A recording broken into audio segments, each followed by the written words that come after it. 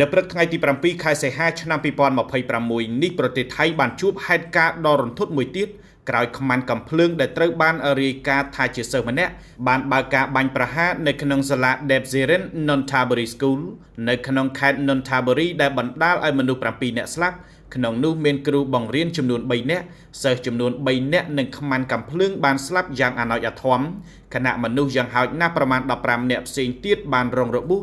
និងត្រូវបានបញ្ជូនទៅសង្គ្រោះនៅមន្ទីរពេទ្យយោងតាមការចុះផ្សាយដោយកាសែត Thai Cow Short English ហេតុការណ៍នេះបានកើតឡើងនៅម៉ោងប្រមាណ10ព្រឹកដោយបង្កភាពភ័យស្លន់ស្លោពេញបរិវេណសាលាកម្លាំងប៉ូលីសនិងក្រុមសង្គ្រោះបន្ទាន់បានចុះអន្តរាគមន៍ភ្លាមៗ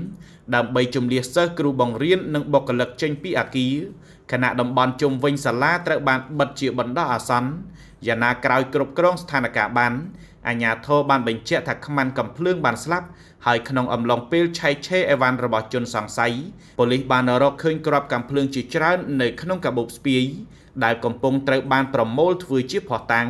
មន្ត្រីស៊ើបអង្កេតកំពុងស្វែងរកមូលហេតុនិងប្រភពអាវុធដែលត្រូវបានប្រើប្រាស់នៅក្នុងការបាញ់ប្រហារនេះយ៉ាងណាទាក់ទិនទៅនឹងករណីនេះដែរនាយករដ្ឋមន្ត្រីថៃលោកអនុទីនច័ន្ទវរៈគុល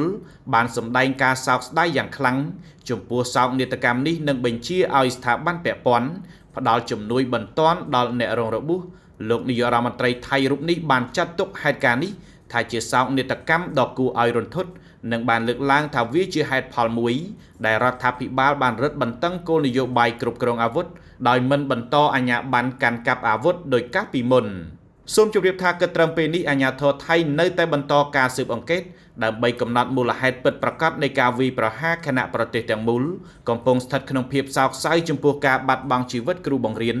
និងសិស្សនៅក្នុងហេតុការណ៍ដែលត្រូវបានចាត់ទុកថាជាសោកនាដកម្មដ៏ធ្ងន់ធ្ងរបំផុតនៅក្នុងវិស័យអប់រំរបស់ថៃក្នុងរយៈពេលប៉ុន្មានឆ្នាំចុងក្រោយនេះ